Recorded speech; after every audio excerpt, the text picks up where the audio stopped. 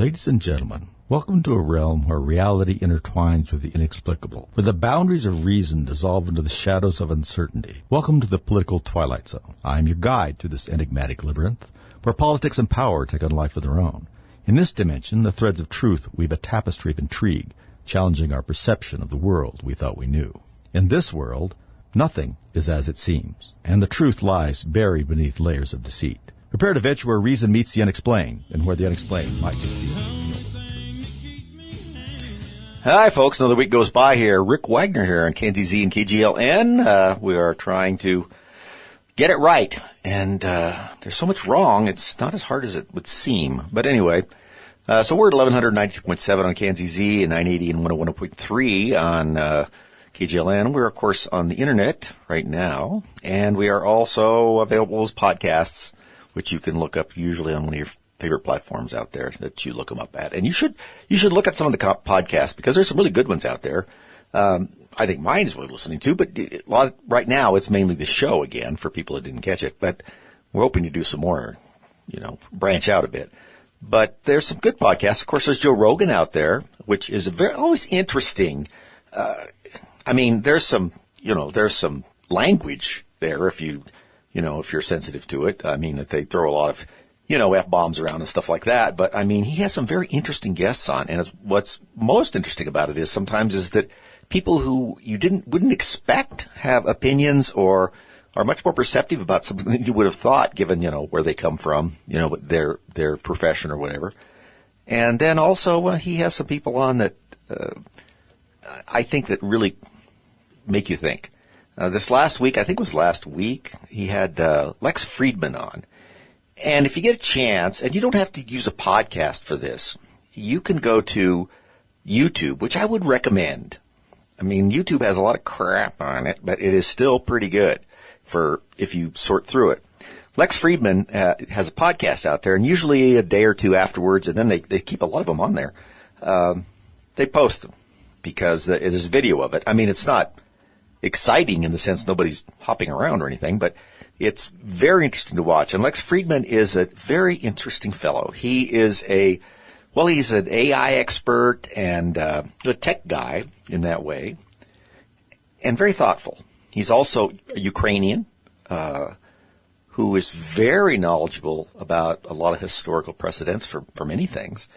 And he asks a lot of thoughtful questions, and he has really interesting people on. He had Zelensky on.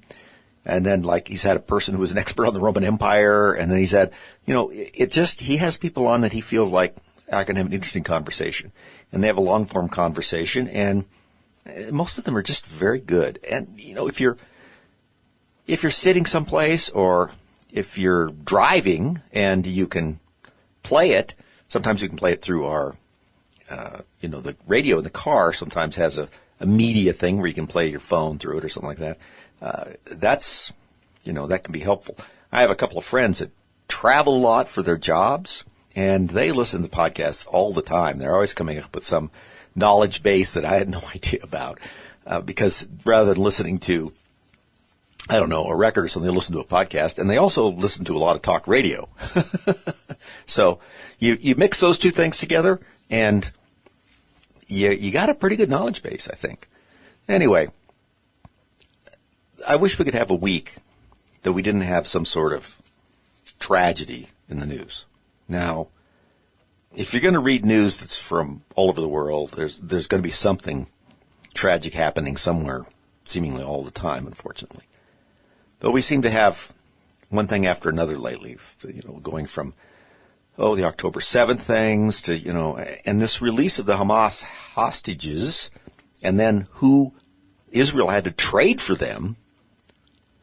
If you have a moment, you might just read a little bit about how many Palestinian prisoners, people who were ties to Hamas, had to be released to get one Israeli released. And then see some of the things they did. There's some really bad dudes they had to release to get their people back.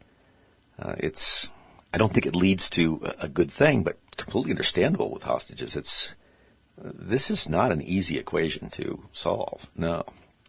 And in our own country, of course, we had this horrific crash over the Potomac. I kind of know right where that is. If anybody's flown into Reagan National, it's a weird.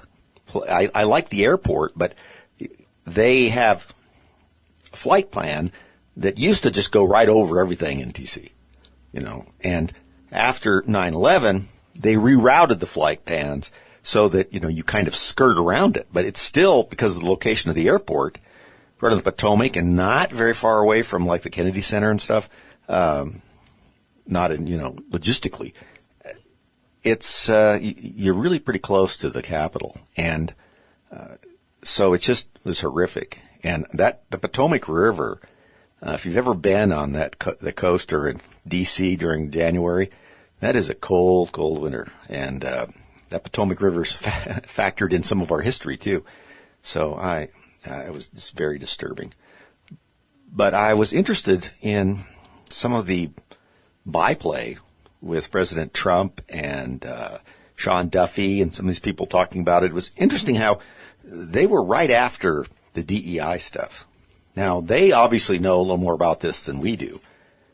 And what was interesting was President Trump cited a job opening announcement that I believe I talked about on the air last year, and where the FAA was asking for people who just, you wouldn't think they'd be a great fit for some of the jobs in the Federal Aviation Administration. Now, to be fair, they were asking for people who had some physical disabilities, some psychiatric disabilities, and maybe there's a fit for people like that. I'm sure there is for some of them. At least, the physical disabilities, some of those people are harder working than anybody, but you still have to have the right spot. And frankly, having dealt with the FAA a few times, it's, there's probably people working there now that are less competent than some of those folks, but they are very difficult jobs to fill with the air traffic controllers. They apparently have made a move, sort of like some of the pilots' associations with like some of the airlines, to try and integrate people based on immutable characteristics rather than ability and merit. And you don't want that in air traffic controller. And I'm going to say a term out there some of you are going to remember. PATCO. That's right. Do you remember 1981? I remember studying this. PATCO was a union representing the air traffic controllers. And they've been working with the FAA during 1981 for better working conditions, higher wages, reduced hours. And, that is a problem. Let's not kid ourselves. It's still a problem. However, they went on strike because they didn't like the offer. Well, they're federal employees. President Reagan cited that Taft-Hartley Act and said the strike was illegal since air traffic controllers were federal employees. And he said if they weren't back to work in 48 hours, they would be permanently replaced. Well, they called his bluff, and so he fired 11,000 of them and then banned them from federal employment for life. By the way, Bill Clinton lifted that restriction. And then it was a difficult time. The FAA had to try new controllers, had to rely on supervisors, military personnel in the interim term, but it knocked PATCO completely out. The union was decertified, I think, at the end of 1981. And it was decisive action by Reagan. And it made an effect on people. A lot of people didn't like it on the left, obviously.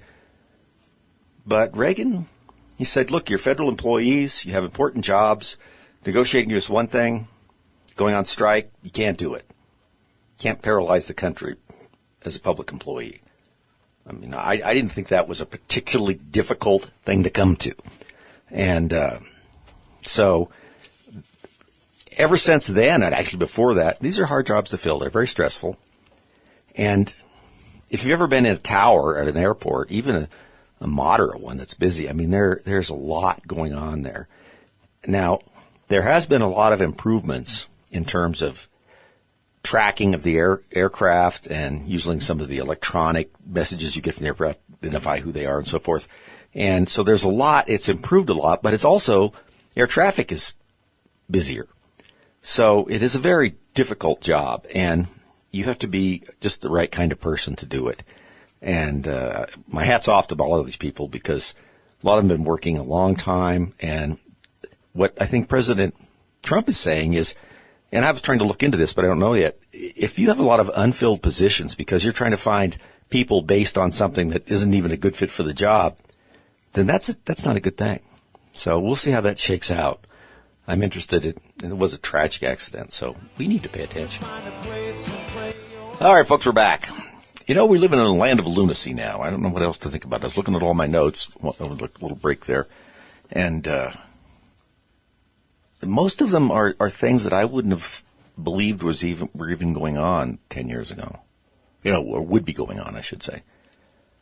It's, well, here's a couple of things that just, since we've been talking about the California fires, one thing that's kind of caught my eye is, and this is obviously a good lesson in the failure of a one-party state.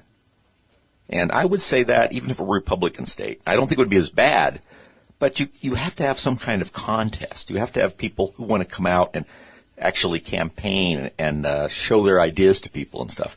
If you have a one-party state like this, particularly almost a super majority one-party state like California, what you get are Kamala Harris's, who just got on an escalator. Who knows who put them there and why? And they just kind of rise up because they check some boxes. Who knows what those boxes even are sometimes? And there's never any meaningful challenge. Look at what happened with Adam Schiff. Senator Schiff now. Can you believe that? Senator Schiff, I saw him harassing Kash Patel this week. Turn around and look at those Capitol Police officers. Oh, really, Adam? You're a big supporter of the police, huh? Yeah. I don't think that's true. And then, of course, he had to bring up things that are been proven to be untrue about the January 6th situation, that they beat officers with a pole and pepper, but that's Adam Schiff. We know what his problem is. He doesn't understand what truth means, apparently. And, well, no, it's a very flexible item with him. Anyway, they managed to set in California up because he wanted to fill the seat. This is Kamala's seat, and the person who was holding it, they were going to fill that seat. So there was a primary for that, and he finally won that one, which is kind of a story all unto itself. But he actually his campaign actually assisted to make sure that Steve Garvey, who was a great baseball player and had a good name recognition in California, was the nominee. Because Garvey is, while a great baseball player and seems like a pretty good guy, just not a great candidate, And so Adam Schiff set him up. They just set him up to win. And that's how we got the balloon man in the Senate, so that he can not start screaming at people for 6-year terms instead of just 2-year terms. And this is the results of one-party rule in a sort of democracy. It's a sort of democracy when you have one-party rule, isn't it? Because there's a large group of people that are just completely disenfranchised from the system. I'm not sure exactly how you solve that. I think it's what happens when you decide that only one point of view is going to be represented, and the danger of that. So, anyway, what I was going to say is fire trucks going to California to help out from Oregon were waylaid for days in Sacramento to go through safety check inspections to make sure that they had met the standards for safety in the state of California. Meanwhile, Los Angeles is burning down. These guys are professional firefighters and trucks from Oregon, but they have to, the bureaucracy has to be served. The paperwork has to be there. The stamp has to be on it. The ribbon has to be tied. The long document be read by the wizard. It all has to come out. Otherwise, what's the point? It's terrible. It's just a terrible situation. I've never seen such incompetence and studied incompetence. It's like they've worked at it so much. We talk about the underbrush and the electrical grid and all this other stuff. I don't know what's going to happen. California it's got to change. At least some. Maybe if it changes to some, it may can stagger on a little bit longer, but it's not headed in a direction that's sustainable. I know we use that word sustainable all the time, and it usually refers to things that don't work very well and cost more. And that's sort of California. But it would be a step up to be that like that. If you look at their budget, you look at their priorities, it's just mind-blowing. It's bananas, as Joe Rogan would say. Their priorities make no sense. to the actual people that live in the state. And their push for some of this stuff, they still have the 2035 mandate for electric vehicles in their state. Meaning that supposedly by 2035, you're only allowed to sell electric vehicles as new cars. Yeah. That's 10 years away. Now, that seems like a long time, but it seems to me a random number that they've picked. Again and again, we see people trying to regulate or work within structures that they know nothing about. You know, it's like calling somebody who says, well, I can come over and do that plumbing, no problem at all, and just come over and knock holes in your wall trying to find the pipes, because they don't have any idea what they're doing. This is sort of what happens in Congress. This AI stuff, for instance, the deep fake thing out of China, and I would advise you, do what you want, but in no way in the world I'm downloading that app onto my phone, or my iPad, or my computer, or anything like that. China is not to be trusted with these things to begin with. And there are really better alternatives in the United States to use, that are at least from here. And I don't think that it's even all that useful. It's pretty useful, as I read some reviews, but it was trained, for the most part, it seems to be, on OpenAI's platform. You know, the guys that do ChatGPT. And they've been working a long time at it. And I did hear a great explanation of it. It's on the radio, before yesterday. I can't remember whose show it was on. But he was an AI expert, and he put it in a good way. He said, what they're talking about is that the Chinese, they believe, created an artificial intelligence that was much less sophisticated and knowledgeable and well-versed than the large language models we have.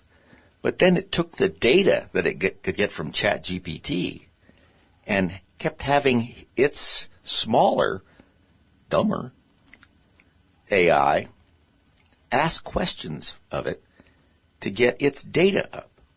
He used the analogy, and I thought it was nice, interesting. He said, it's sort of like having, if a child asks an adult about things and they learn that way. He says that's what it's doing. And apparently, and you may have heard this a couple other places, that at first, if you ask DeepSeek what it was, who it was, it would identify as ChatGPT. That's pretty crazy. There are some improvements they've done in terms of power supply and so forth, but there's a lot of hysteria there. The Congress keeps wanting to make rules about things, about AI. They don't understand it. That seems to always be the answer in the United States now. Well, most countries really. That the answer to everything is more rules, more bureaucracy. Even when you don't understand what's going on, maybe that'll straighten it out. I don't even know if we need rules for the AI or what they should be. Should be just a few.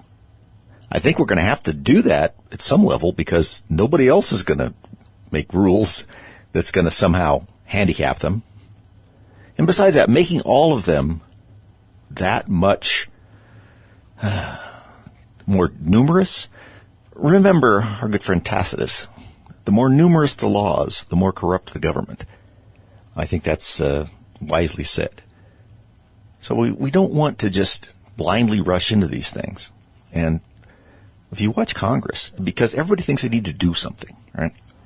This is the same thing in your state legislatures and your city councils and everything. You elect someone, you really would like them to do most of the time. Yeah, there may be something that you want them to do. But it's just kind of, steer the ship. Don't add any more infrastructure to this ship. Don't change the engine in the ship. Don't do all this just because you feel like you have to do something. Because that's what happens. They get in there and feel like, well, my job is to do something. No, your job is to make things turn out right. And see how that has to happen. I don't even know what direction to go myself. I mean, I spend a little more time looking at it. Quite a little bit more time, maybe, than some of these guys. And the rulemaking on this is very difficult, especially when you consider that it's a little bit like what we're already doing with the climate accords. It's, let's just sanction ourselves. That's what we'll do. We'll sanction ourselves, and the rest of the world can move on, and we won't be able to move on with it. Even because maybe the world's doing something that we don't particularly care for, or more likely, something that politicians in Washington don't care for. And so we get left in the dust. I mean, think about power generation in the United States. We're really stretching our grid, and all of you know that. And for those of you that got your smart meters on your house here from Excel in Colorado, yeah, I got mine the other day too. Yeah, good luck with that. I mean, think about this for a minute. The smart meter allows them to decide at what point in time you're drawing power during the day. You know, the other meter just told them how much power you're drawing. Now they know what time it was, and they're going to have a structured rate system. Well, someone said, well, we put those smart meters on to get information, so we know what's going on. Really? Because you already have the structured rate system about when the peak loads are and when you're going to charge more money. And so what research do you need to do that? You've already done it. It's a revenue enhancement, and it's going to be a way to try and control the grid because they don't want to build any power. We'll do that. Hey, everybody. Yeah, we're sort of stuck in the middle of a very interesting political situation here. I think it's getting better. I know when I completed the last segment there that I was a little down. I was thinking, what is going on? Why, I mean, can we actually swim out of this whirlpool? I think we can. It's going to take some good swimming and some hard choices. And I think Donald Trump probably the guy to do them. But boy, are we going to hear some crazy stuff from the left. I mean, crazy where the Z is really big. Yeah, that's what we're going to start hearing. And at some point, they may get a handle on something that they can actually use to, get their own brand up. Right now, they don't have it. You can tell by the screaming that's going on in these confirmation hearings for the cabinet. Nobody watches that except extreme partisans and people who are contributing to the campaign for that purpose. Thinks that's a good idea. You don't look right. I don't know if you watched Bernie Sanders with RFK Jr. When RFK, it's bad enough just watching him, period. But when RFK Jr. pointed out that he was the largest recipient of pharmaceutical money on the committee, I thought his eyes were going to pop out and hit his glasses and fall onto the desk. He leaned forward so much and started waving his hands over his head, pointing over his head. This is a very strange way he has of talking anyway, and it's really pronounced when he's sitting down because his arms start flailing around. And he did not like it, and he was caught in that. And I tried to figure out what he was saying. He said, no, I got it from workers all over there. Well, then why is it pharmaceutical money? Why do people say it's coming from pharmaceutical? Because I didn't get any from any CEOs or really? Well, you don't have to, do you? And I didn't get any from any PACs. Well, that's good. Political action committees, not for pharmaceuticals, but apparently you got some direct influence money, and that's how politics are, Bernie, as you know. You know how to raise money. You just like to pretend like you don't, and then you don't pretend it has any effect on you whatsoever. Remember, this is the guy that during these RFK Jr. hearings was going on and on about the onesie for the baby that RFK Jr.'s company he was associated with was selling at $26, I think. Now, the question, is RFK Jr. a nut? Oh, yeah. I mean, yeah, he's a screw loose and a nut flying off. But the thing is, one, the president usually gets the cabinet he wants. I mean, look at who we put in there for Biden and for Obama. And look who stayed in those cabinet positions. The history of failure is so long that you can't even see the end of it. So, what's the deal here? Well, it's Donald Trump, obviously. And these guys might actually be effective. That cannot be allowed. So, that's going to keep going. But RFK Jr. is an interesting pick. When you look at some of the others, like, Kash Patel, they're going on about him is really extraneous. They're trying to say that he's on the side of insurrectionists against the police and on and so forth. Well, as he pointed out, Biden pardoned Leonard Peltier, who killed with 2 FBI agents with a shotgun. Yes, he's 80 now, and they let him out of prison. Well, how does that kind of crime let you age out of it? Like, if you go far enough away from it in time, it didn't happen. Yeah, well, those people's family and friends are still around, Plus, the industry of law enforcement is still around. And there is some kind of reckoning, perhaps, after this world for that kind of behavior. So let's not get all high and mighty up there for anybody, really. But that's what they're going to do, Kash Patel. And that's, of course, not at all what they're interested in. They're interested in the fact that he is a loyalist. What they really are bothered by in these cabinet confirmations are the fact that Trump has seen what his problems were the first time around, and he's putting people in positions that will do what he wants them to do and probably not leave the administration and try and stab him in the back, because there were plenty of them that did that. Now, is there always going to be one? Probably. I don't think when you have several people or a number of people, like that, like they have at the White House, that somebody doesn't get disgruntled, leave, and start making up stories, which will be believed by everybody since Donald Trump's in office. It would have been dismissed out of hand when Joe Biden was in office. But nevertheless, I expect someone will come out. I don't know who it's going to be. I have feelings about who it won't be, but there's a lot of mid-level people. Remember Cassidy Hutchinson, who told that ridiculous story to the J6 committee? Apparently, it sounds like at their prompting, but they're still investigating that Trump tried to seize the wheel of the presidential limousine to go to the Capitol and fighting it with the Secret Service agent. That was patently untrue. You knew it was untrue when you heard it.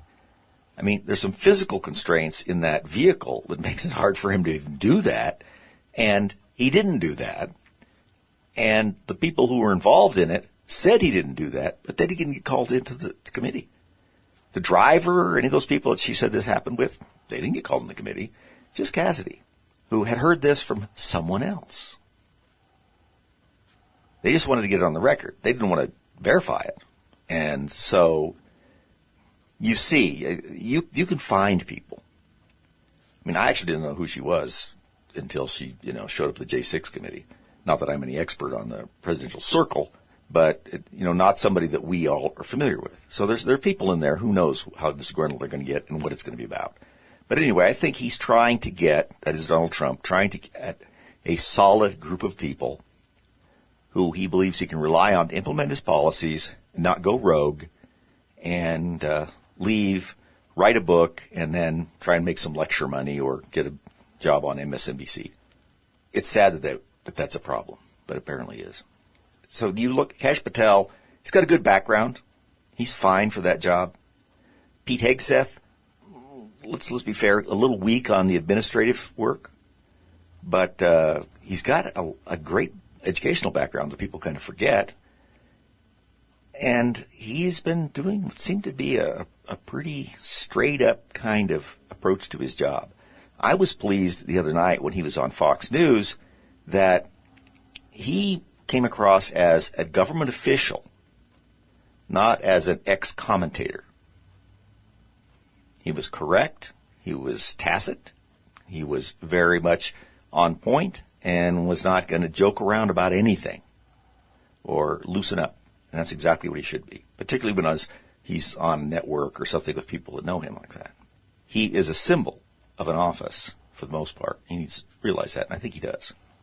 RFK Jr., some of this is obviously political capital that Trump is paying him back for, because there's no doubt that RFK Jr. did help his campaign by coming over to him. He does have a constituency out there. Don't think he doesn't. But he does carry so much baggage. Not only has he just done so many nutty things, but yes, he's made money off this vaccination stuff. And Bernie actually could have a point and ask him to explain it about why he's selling baby clothes that have I think like unvaxxed and proud, and then the other one had something else on it, for $26. I mean, what does that baby got to do with anything? I'm not sure I like to see babies with political messages of any sort. Just put them in something that, makes them look like a zebra or something. This is not the time to paint your kid up as a political sign. But anyway, so there's some questions there that could be answered.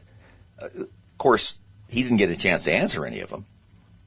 I watched part of that. I saved some of it and watched it later on, and I just ended up fast forwarding here because you didn't get any information from the Kennedy. None, really. I mean, you have some ideas, you heard some things thrown at him, but you don't really know. There were some questions there that if they were asked better, would have had perhaps interesting answers. He was not able to supply any answers. They talked over him, they shouted at him, they just really went nuts. They dislike him because he's a Kennedy, and unbelievably, he's working for Trump. He was a Democrat, and don't kid yourself, he knows all these people on the Senate subcommittee. And you may remember when he was talking to Bernie about his receiving pharmaceutical money, he fell off the, senator, he said, Bernie, which I thought was kind of telling. So they're furious, and they'll stop at, we know they'll stop at nothing. Look at the Kavanaugh hearings. People still talk about that like there was something to it. And I will never get past this outrage at some of the January 6th stuff, and no comment at all about what went on when Kavanaugh was being sworn in. Remember, people tried to break into the room that he was being sworn in at the Supreme Court building. Remember, they're scratching at the doors and things like that. What is that? What do you think they were going to do if they got in there? Probably more than most of the people in January 6th situation. And was it as widespread? No, but it was still a pretty interesting thing if you look back on it. Very lightly reported and just never mentioned again from the mainstream media. It's gone. Shot into the atmosphere, disappeared, fell into the sun. So you can figure out that there's just no end to what's going to come up. Tulsi Gabbard.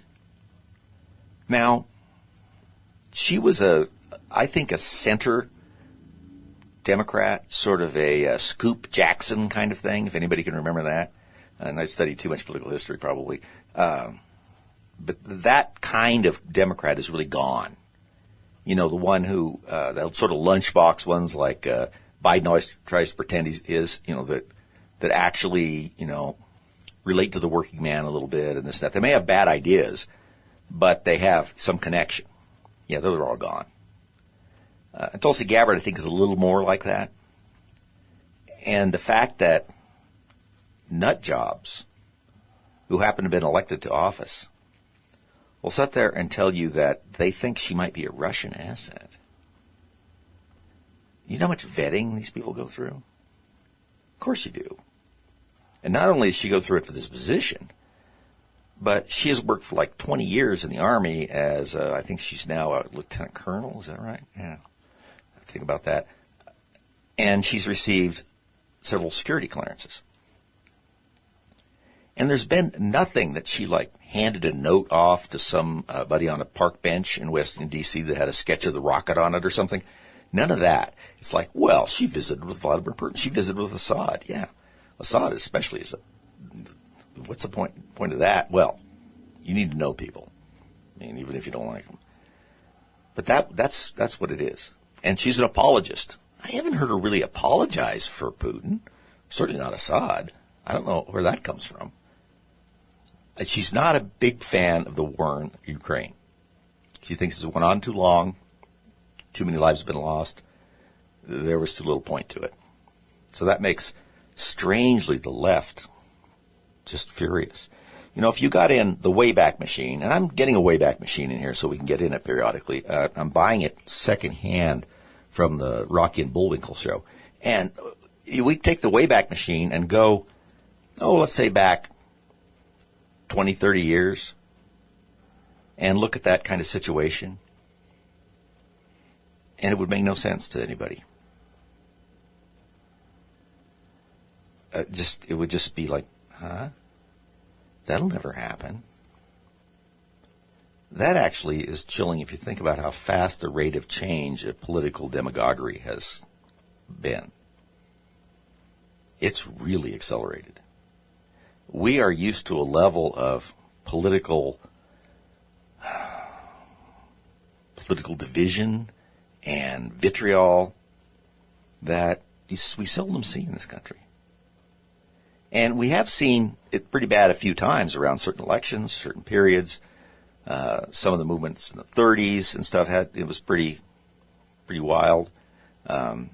People don't remember, but you can go back to some economic crisis that popped up in the latter part of the 19th century where things got really, nutty, obviously.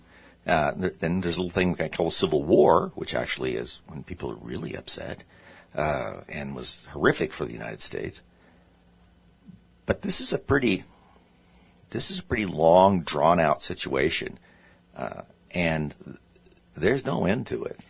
I mean, I was looking at some of the stuff from the 30s. I think this is worse. Are some of these actions worse than Woodrow Wilson when he's trying to lock people up for, publishing things against America getting in the war, against his effort? In a way, they're more widespread.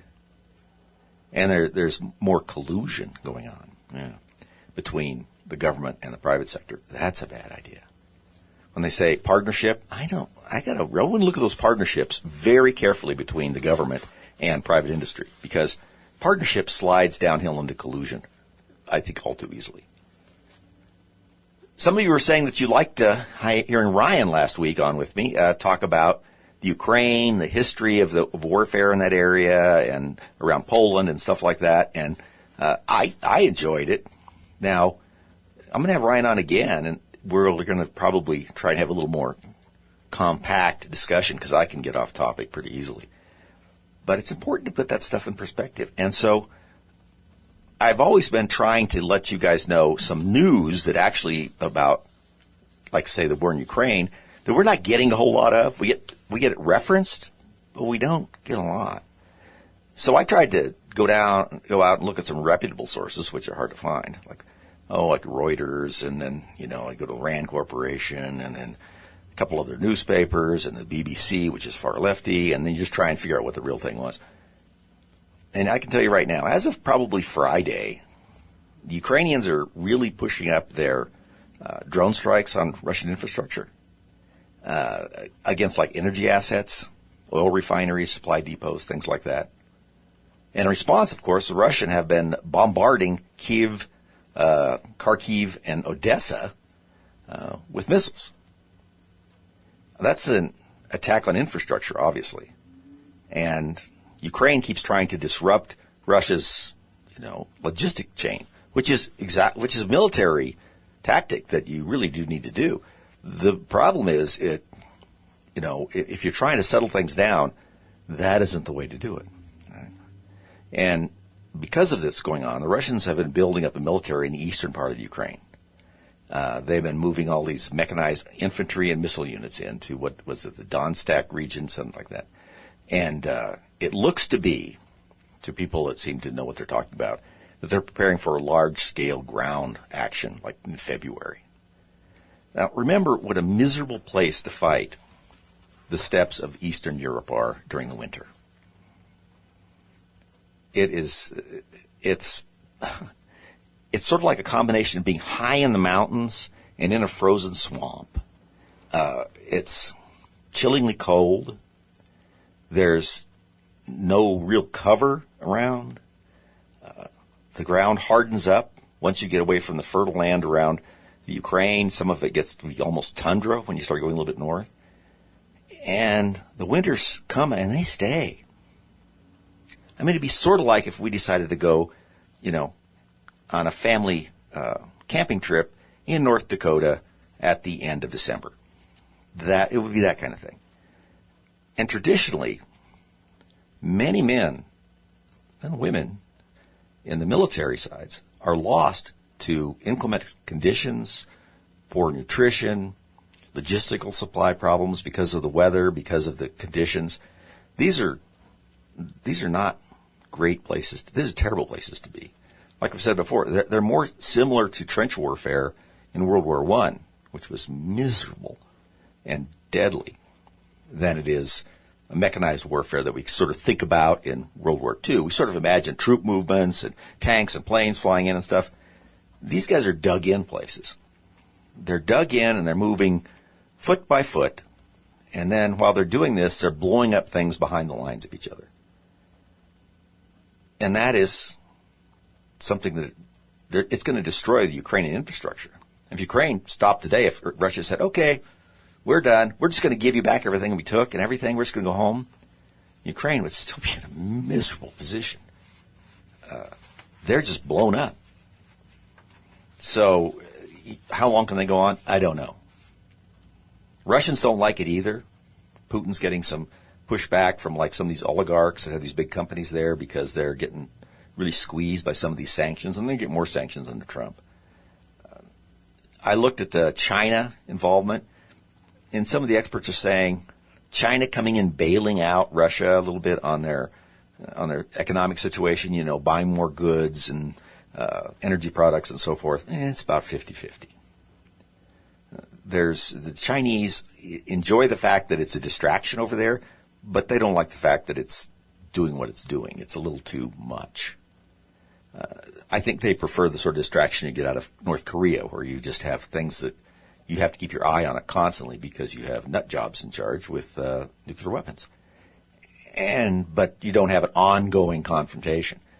So I don't think that's going to happen for them. So both of them have some pressure. And I wonder what Donald Trump is going to do. Do I think that he could negotiate something? Oh, yeah. I think Zelensky is ready to do something, and probably Putin to some extent. The problem is they both have to save face. How much of the Ukraine can Zelensky give away to Russia, and how much can the Russian forces give back to the Ukraine to get this deal done? I mean, there's going to have to be not only a deal made, but there's going to have to be a surrounding sort of environment for this deal that may or may not be completely true about who's giving up what and what it means for these guys to be able to do anything. And this is why you need someone like Donald Trump, because it's a deal, right? I mean, these people have interests, and then they have interests on top of those interests. And they have perception that they have to look at. That may or may not have much to do with the reality, but it's still a perception that affects them. So it is a very difficult thing to do. Besides that, you've got people on both sides, particularly Ukraine, who have been bombed and shot and missile strikes and drones in them and their families. Their families. That doesn't go away very fast. I wish him luck. Thanks for listening. We'll be back next week. Listen, if you'd like to listen to more and you want to maybe perhaps have someone else listen to our podcast, you can do so either by going right to our webpage, politicalviking.com, or therickwagnershow.com. Both of them take you there. You can get links right directly to our podcast, or you can hear our podcast on Podbean, on iTunes, and Spotify, and a couple others. So you can find us. We appreciate it if you do. And if you've heard the show, you want somebody else to hear it, that's a good way to send it to them. Thanks for listening.